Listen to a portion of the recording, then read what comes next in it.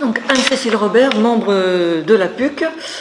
Donc on va parler maintenant des rapports entre le droit européen et le droit national, un sujet qui est trop peu abordé et qui est pourtant fondamental. On voit même que pendant cette campagne pour les élections européennes, on n'en parle quasiment pas, alors que beaucoup de problèmes politiques et sociaux remontent à cette question-là.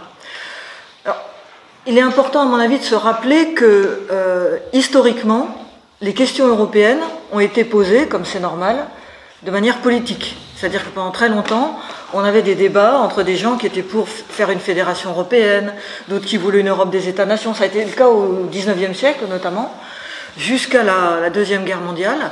Et en général, ces discussions ne débouchaient sur rien parce que les participants, notamment les gouvernements, n'arrivaient pas à se mettre d'accord. Ils n'arrivaient pas à avoir un point de vue commun.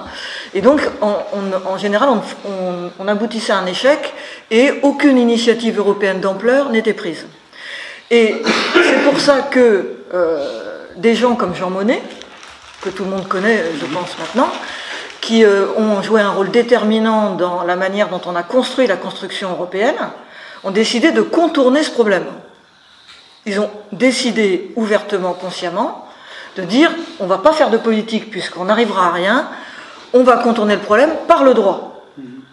Donc on va faire l'Europe en fabriquant des normes juridiques et l'imbrication de ces normes juridiques, petit à petit, va créer des solidarités entre les États et entre les peuples qui deviendront indissolubles et de cette manière on parviendra à l'Europe quasiment sans s'en rendre compte.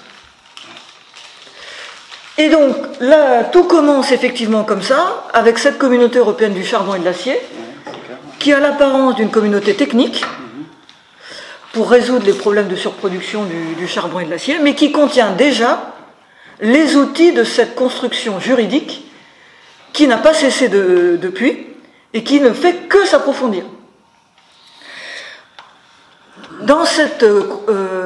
Parmi ces outils juridiques, il y a deux choses.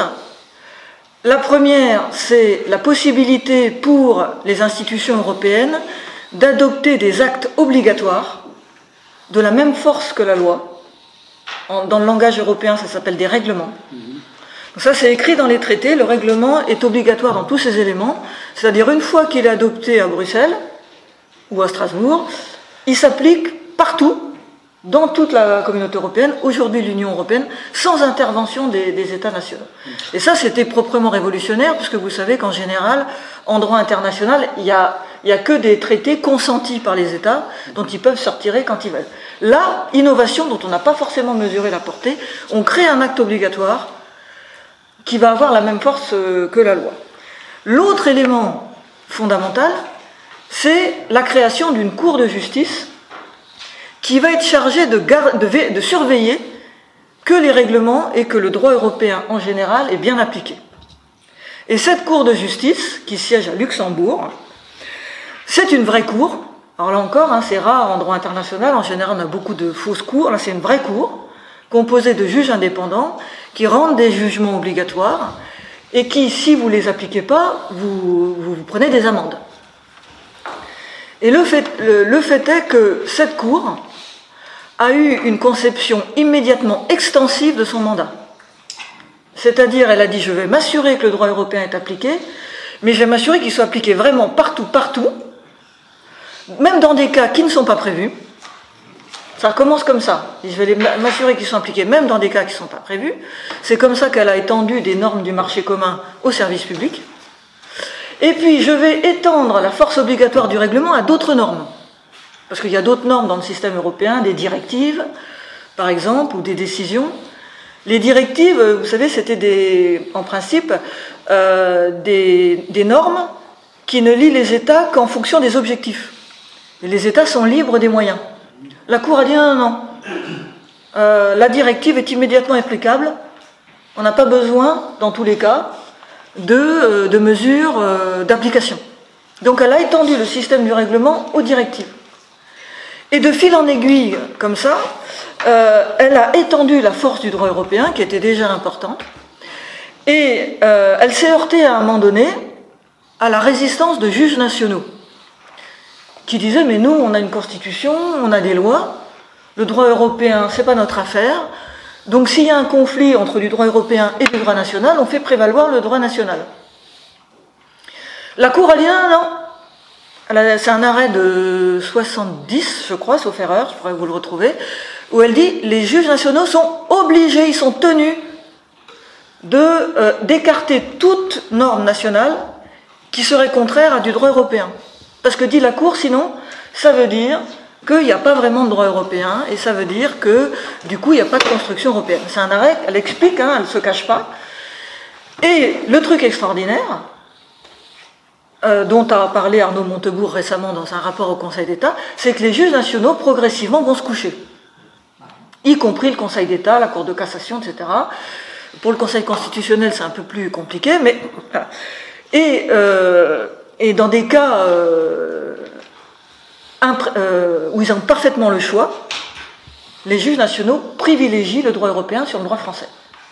Contrairement, alors c'est particulièrement vrai en France, moins en Allemagne. Les juges allemands font de la résistance régulièrement, il y a des conflits ouverts entre les tribunaux allemands, la Commission européenne et la Cour de justice. Nous, on a des tribunaux qui font du zèle dans l'application du droit européen.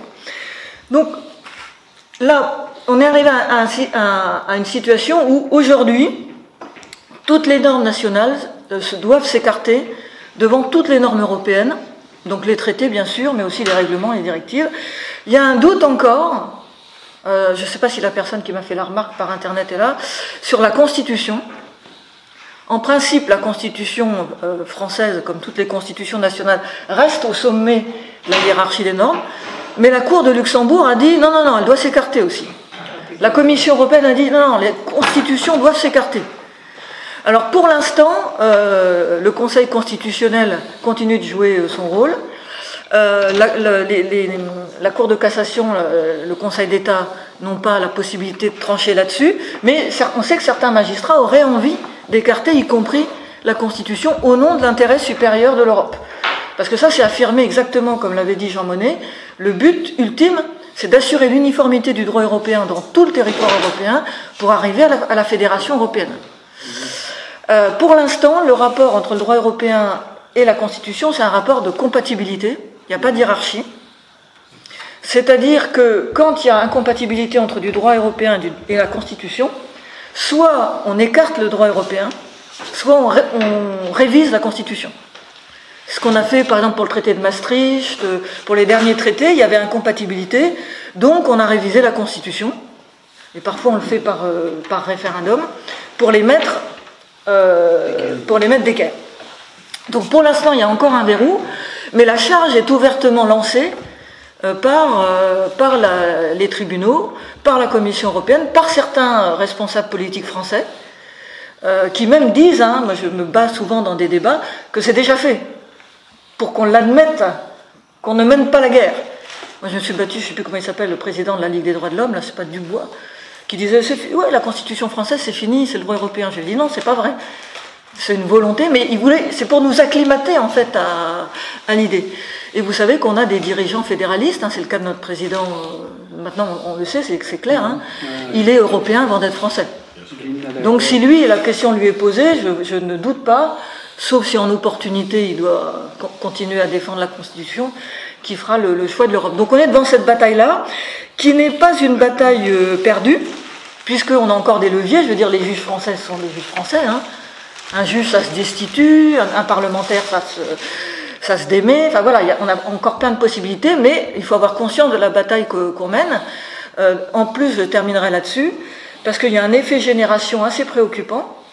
C'est que les nouvelles générations, moi je le vois avec mes étudiants, ne savent pas ce que c'est que la France, ils sont convertis à l'Europe, et ils voient pas trop le problème. Pourquoi pas l'Europe, où est le problème de faire prévaloir le droit européen? Donc il y a aussi peut-être une course contre la montre là pour que les jeunes se rendent compte de ce que ça signifie. Ça signifie pour le droit français, et puis ce que ça signifie en général pour notre souveraineté, notre légitimité, comme on l'a dit ce matin. C'est-à-dire, pour l'instant, au niveau européen, il n'y a pas de démocratie. L'Europe ne fonctionne pas de manière démocratique. Le seul endroit où on peut produire des normes de manière démocratique, c'est le cadre national. Merci bien. Donc, il y a Laura.